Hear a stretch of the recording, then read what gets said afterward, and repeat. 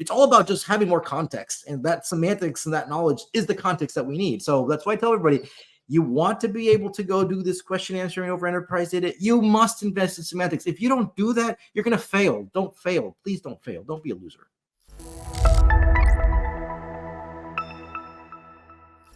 Okay, welcome everyone to another episode of Data Driven Podcast. I'm Dave Mariani. I'm CTO and co-founder of AtScale. And our special guest today is Juan Sequeda. And Juan is the head of AI lab at data.world. So welcome to the podcast, Juan. Thank you, Dave. It's a pleasure to be here. So this is coming off of a great session that Juan gave at the Semantic Layer Summit back in April. Juan, let's just start with you. You're head of AI lab at data.world.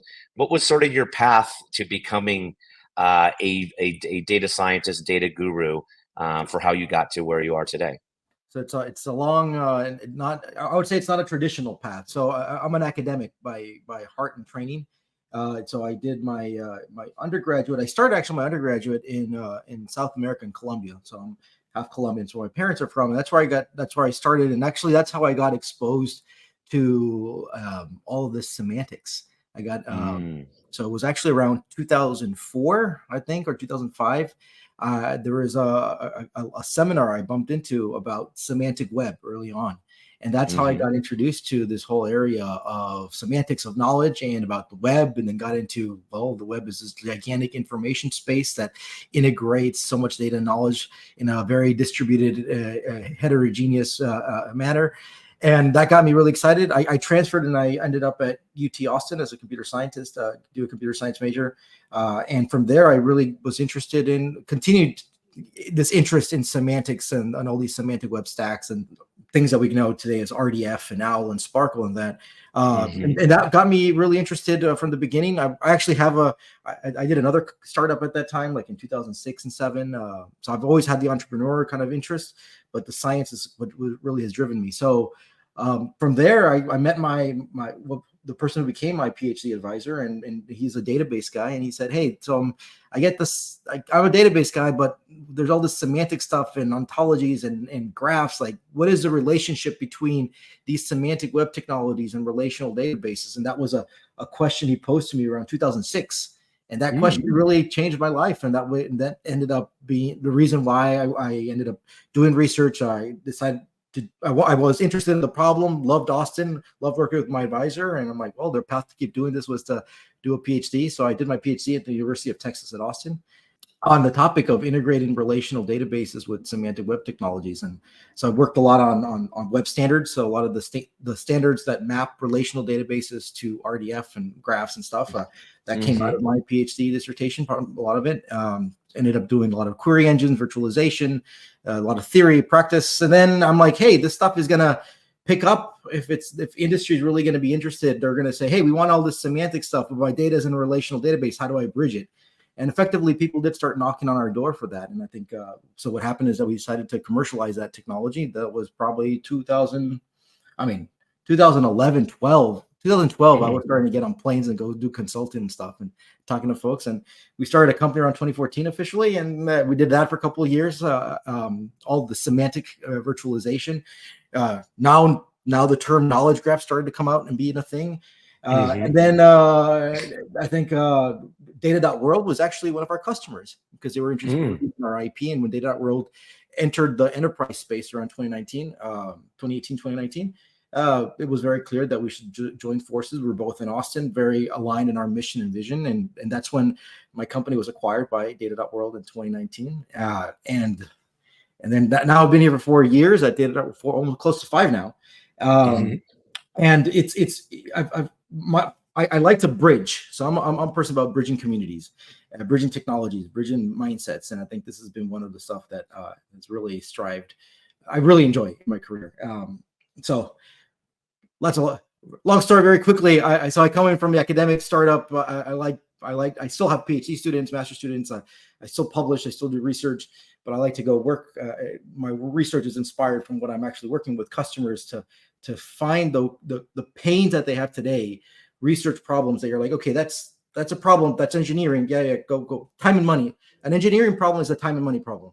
A science problem is one that you say, give me time and money. And I'm like, I still don't know if I can give you a solution for that. And that's what I get inspired. And then at some point you start doing the research, you realize, oh, I'm now turning this into an engineering problem. All right, time and money problem. Let's go solve it. So that's what I like to go do.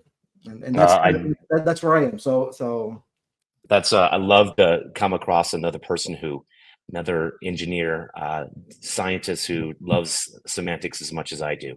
So you gave a great presentation at the summit on a paper that you wrote in this area. So it's a long title, Generative AI Benchmark, Increasing the Accuracy of LLMs in the Enterprise with a Knowledge Graph. And got a lot of buzz. I know I saw that, read it, and was really impressed by its conclusions. But sort of, what sort of led you to sort of to embark upon creating a benchmark study? What was the driving factor? Dave, I think folks like you have been in this space way longer than me, right? I mean, twice my career, probably 3 times, I don't know. And you guys have always you've been on the forefront of saying, look, we need to invest in semantics. We need to treat this as a first-class citizen. And like, let's be honest, not many people are realizing that that's what they should be doing. And you know what? Part of the motivation here is just me getting tired and saying, look, we need to show the evidence that we need to go invest in this stuff. I'm going to put my money where my mouth is. I'm going to give you the data to go do that. And just because I have this very strong intuition, I had that intuition. Folks like you have always had that intuition, and we were building products around that. And so that was one of the kind of, let's call that the personal ego motivation to do that. That's one. The second one is that it's just there's so much blah, blah, blah going around. I mean, this was over a year ago. There's so much blah, blah, blah around. Oh yeah, we should do LLMs that can go generate SQL. I'm like, well, okay, we got to stop with the blah, blah, blah. We got to figure this out. Yes. Because too much marketing, too much bullshit around here. So apologies for my language, but anyways. So then from there, so how do we find a systematic approach to be able to find this evidence where I can actually very strongly convince people and not just be, oh, here's just another anecdotal example and becomes a little blog post that gets forgotten. So we wanted something to be foundational. So but for me, I'm like, oh, this is all science right here. And so the way to go think about this is like, there is a very specific unknown that we have. And as cliche as it sounds, science is about taking an unknown and turning it into a known. And then the scientific method, let's make observations about this, may come up with a hypothesis, be able to come up with the evidence, experiment to be able to find evidence that supports that hypothesis. You share it with the community because that's where peer review comes around, and they're like, you try to convince others. And I think that's exactly what we've been able to accomplish with the benchmark. So the part of the benchmark, very specifically, the research question is, hey, we're all talking about LLMs and be able to go do text to SQL and question answering over databases. But really, how well does this work? To what extent does that work? The key word there is the extent. How much? Where are we today, and how much does that improve? And then folks like you, right? Folks like me, folks who've been in this space are like, wait, semantics are needed. I'm like, yes, I agree. But we actually need to find a way to show this, that it does improve. So the other question is like, to what extent does the semantics, the knowledge, improve that? So and that's a specific question. And then how do we come up with this is, well, if we observe in the real world, everybody's talking about easy examples. All benchmarks aren't easy examples, but the world is all about complexity. So how do we actually deal with this complexity? So I think the other framework that the part of that we come up with is in understanding the types of questions. And we have this quadrant of easy questions to harder questions, easy questions being a list of things and harder questions being metrics and KPIs, and then easy to hard complexity of the schemas. Do I need a couple of tables or do I need 8-9 tables? So you put these 2 things into this quadrant.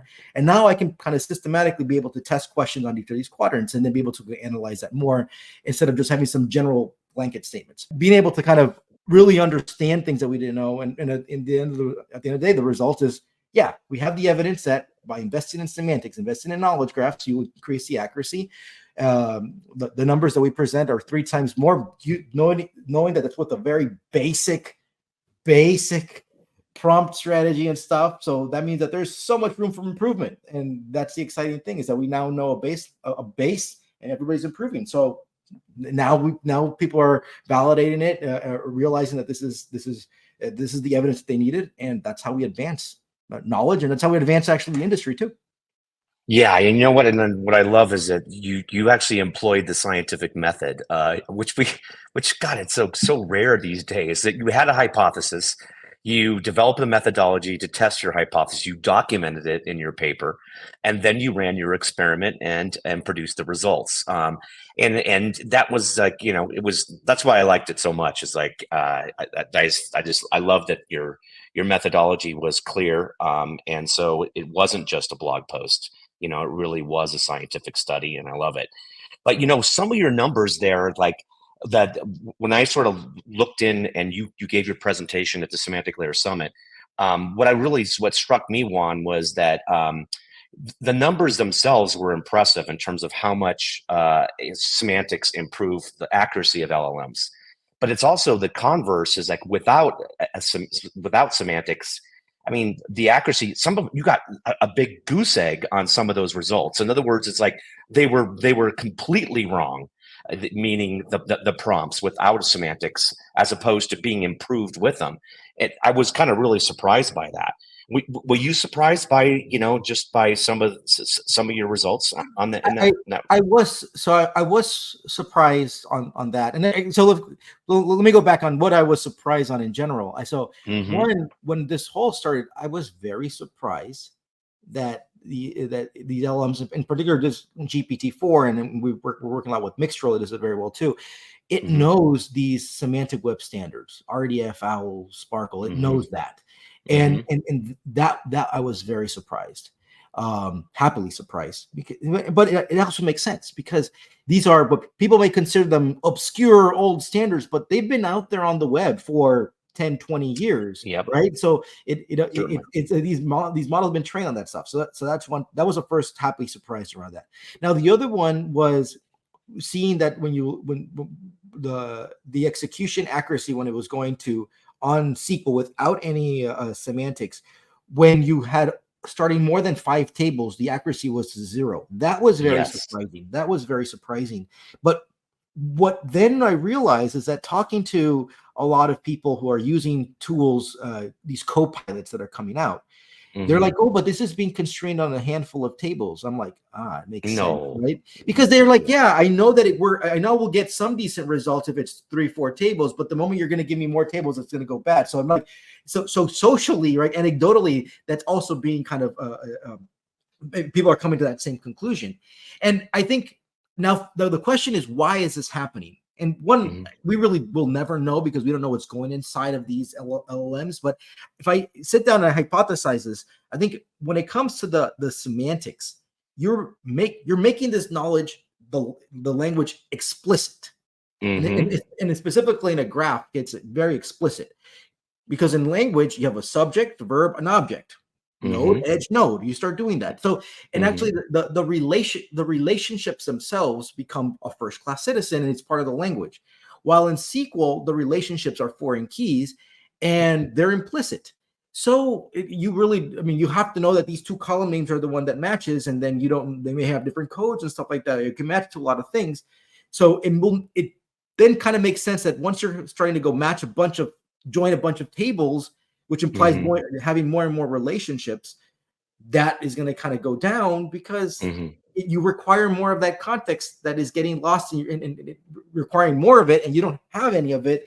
So that gets it more complicated. So it just starts to kind of hallucinate and generate things. So again, I don't know why. That's my hypothesis of why it's happening. But at the end of the day, it's all about just having more context, and that semantics and that knowledge is the context that we need. So that's why I tell everybody, you want to be able to go do this question answering over enterprise data, you must invest in semantics. If you don't do that, you're going to fail. Don't fail. Please don't fail. Don't be a loser. Yeah, it's amazing. It's 5 or 6. All it took is 5 or 6 tables to sort of to get 0 accuracy. That really hit me hard.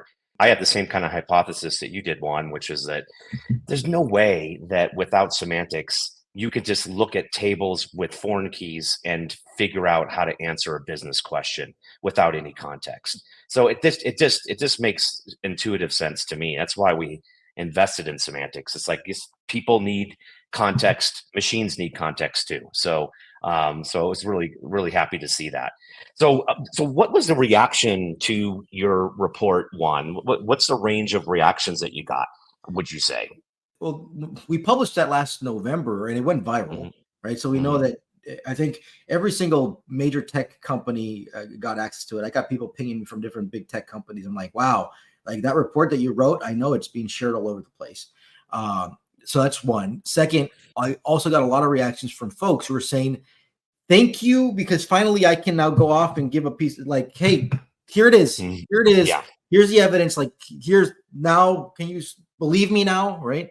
So I think Hmm. that was another one.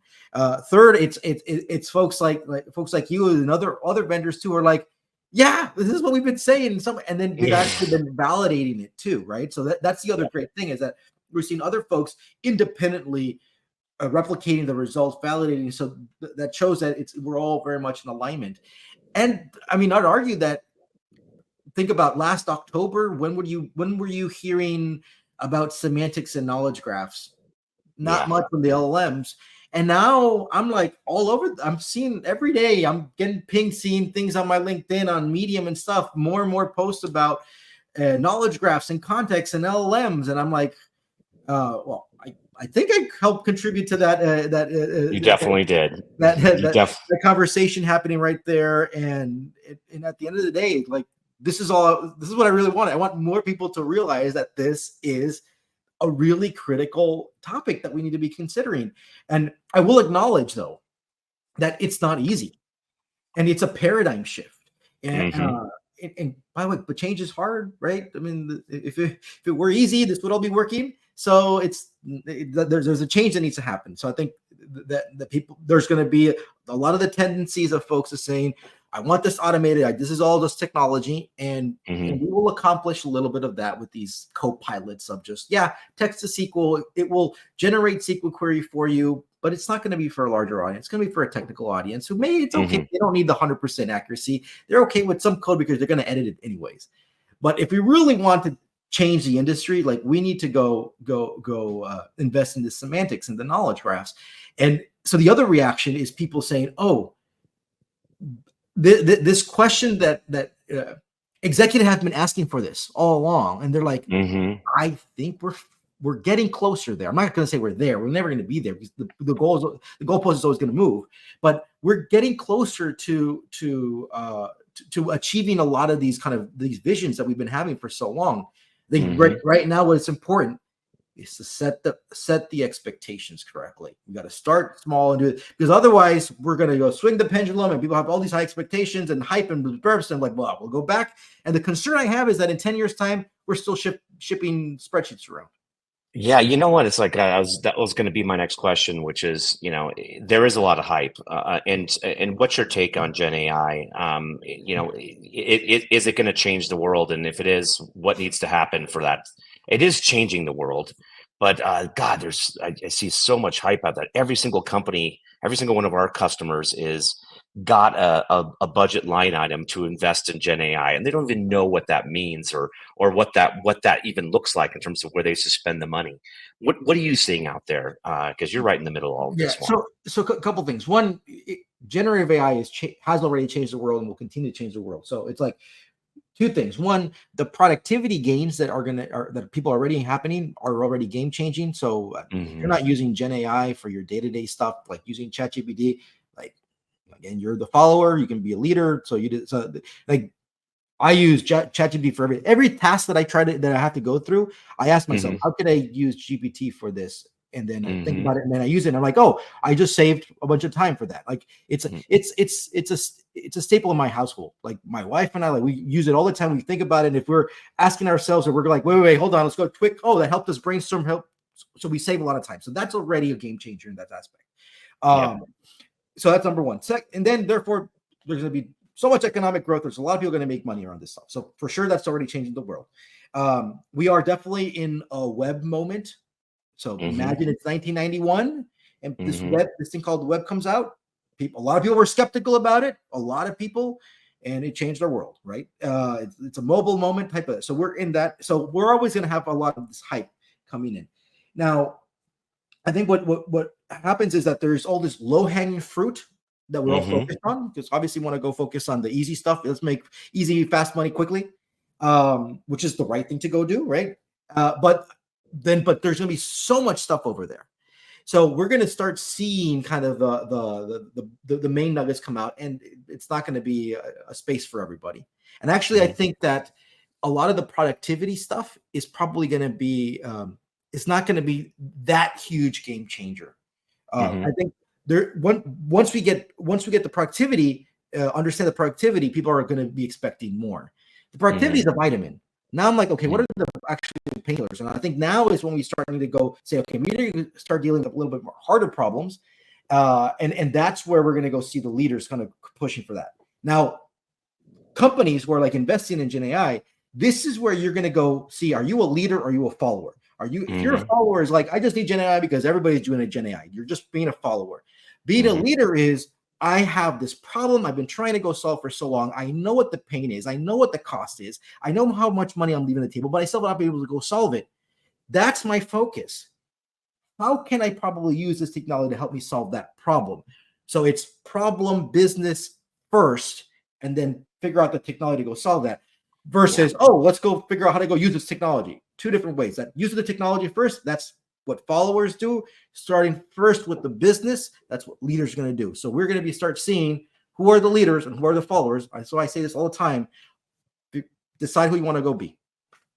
Yeah, that's good advice. I couldn't agree with you more. It's like I think that there's a lot more in that other bucket of I got to be investing in Gen AI, as opposed to here's a problem that we've never really been able to crack, and we think we may be able to apply this technology to that problem. And it's risky. It's risky to go do these things, right? You have to be innovative. Yeah. You got to, and then we're just following the same approaches as always, right? There's those hype cycles that we're going through, right? We're crossing the chasms around these things.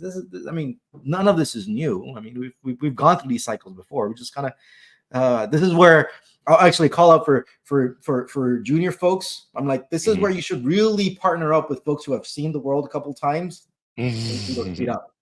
Who've seen these sort of major transitions and can play it out. Exactly. Because I'd agree with you that this is a major transition, and we don't really even know yet where this is going, and there's no way to predict it, because it's but it's definitely in its first early phases, and companies and enterprises that can figure out how to apply it, it'll be a competitive differentiator for them. Completely. Yeah, completely.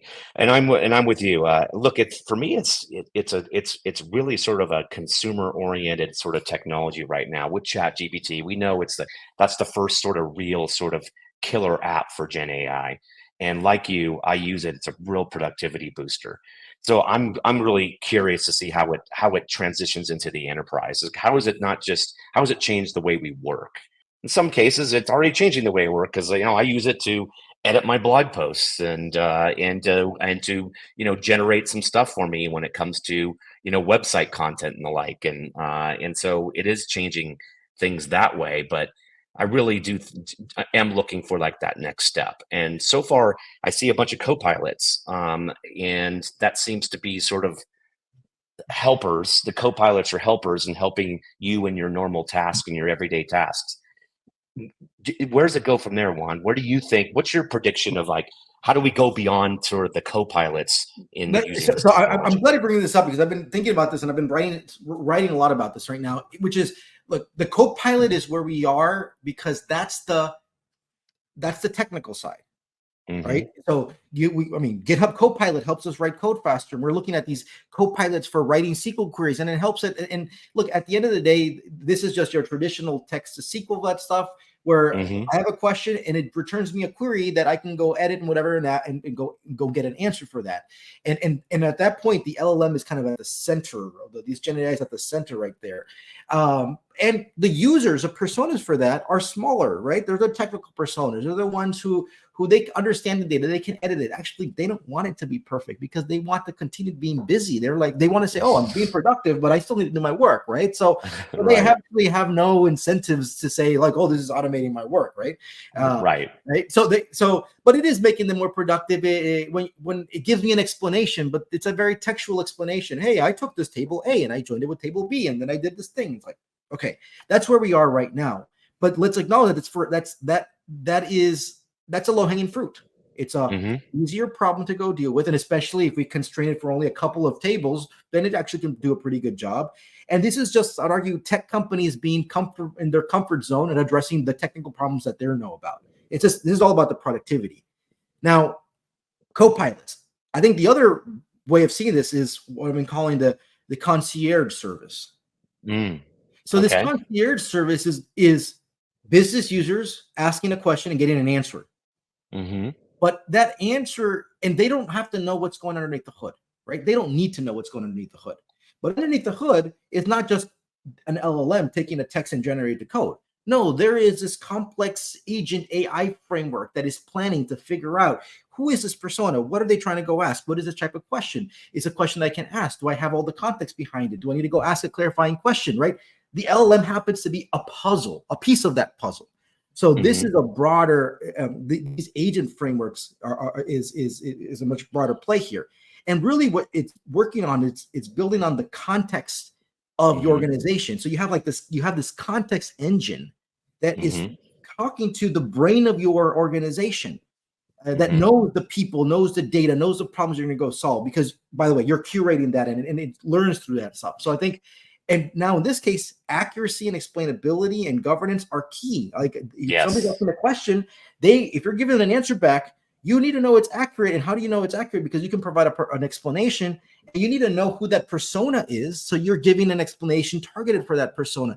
And by the way, maybe the answer is you need to go talk to Dave. Yeah. Perfect. That's a great answer for somebody at that level. And guess what? Who are the personas for this? They're going to be the rest of the non-technical folks who are the majority of your organization. So I think that's the difference right there. And that's where we need to head towards. And I think that's the game changing, right? Because now imagine every single person in your organization has their trusted advisor.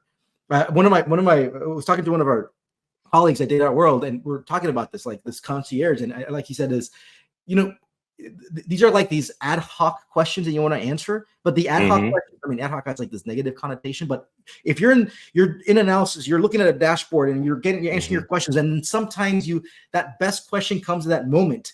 And you have that moment of curiosity and that deep creativity. And if you don't get an answer that moment, you kind of lose that magic. And maybe you didn't lose anything. Maybe you did lose a lot. So I think that's it. And I also I'm calling this now, this just-in-time question.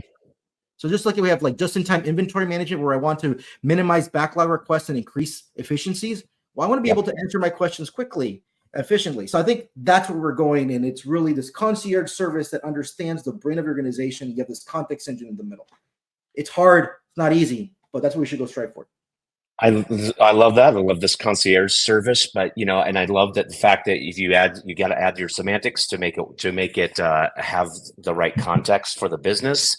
But there is right now the LLMs are being trained on the internet by very large cloud companies that have the resources to do so, and the technical resources as well as the funding to be able to train these models.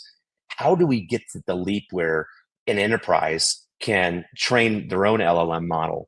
It seems to be a big chasm today, Juan, right? So because for that concierge service to work for a particular business, it's got to be trained on their business, no? I honestly, here's where I'm happy to throw my position on and happy to get pushback from you or anybody else who's listening. I don't think companies will be training. I think this is why I was talking about this concierge service is really, you have this context engine, which is really a large puzzle, and LLMs are part of that puzzle, but they're not the center be all of everything. Okay. So you want to be able, and this goes back to just our traditional, we call GoFi, good old fashioned AI, where you when you come up with agents, you have planning, you define things like for a lot of things, they need to be deterministic. I mean, here's how we're defining our agent systems. You ask a question. What should I do? First of all, what type of question is this? Is this a fact-based question? Is this an opinion question? Is this a subjective question? Hey, depending on that, I'm going to take different routes, right? And if it is a fact-based question, is this a question about the business? Is this a question where I require the data? Do I have the knowledge about this? All of these things I can go to determine what that type of question is. I may be using an LLM for that. I don't need any trained stuff, right? Then I need to go to the context. I mean, does this person even have access to this data to go do that? That's not a question about the LLM. That's a question so I think that's the way to go think about it. And that's the enterprise. That's a concierge service. If you're just, and LLMs are going to be part of all these things. But I mean, at the end of the day, this is just state machines that we're defining. I mean, this is just classic computer science. There's nothing really groundbreaking here. The groundbreaking here thing is that we're doing this at a scale and bringing in these LLMs that can do a lot of great stuff for us and automate much more things. So my point is we're not going to be training things because frankly, it's just too expensive and there's not enough people to go understand how to go train that. You're not going to go hire somebody who knows how to go train things. Yeah. That's my sense too. I love that. It's an ingredient into a much larger equation. So I'm with you on that. That's a great take. Well, Juan, we're at time here. This has been a great talk. I know I've learned a lot. I hope the listeners have learned a lot. Is there any parting wisdom, Juan, you want to share with the listeners out there? Okay. First of all, my T-shirt always says "honest, no BS." My only plug here. Listen to our podcast catalog and cocktails, the honest, no BS, non-salesy data podcast. Just be honest and no BS. Like when you're BSing, right? Strive for excellence, push people, and we have to have more of these fierce conversations. So when people are asking you to go do something or whatever, ask why, go push them and figure out how to go tie this directly to business value. And people don't know, they're BSing. So you just be honest and no BS. I love it. It says it all there right on your shirt. So, hey, thanks Juan for talking with me today. And thanks everybody for listening and stay data driven, everyone. Have a good day. Thank you. Bye.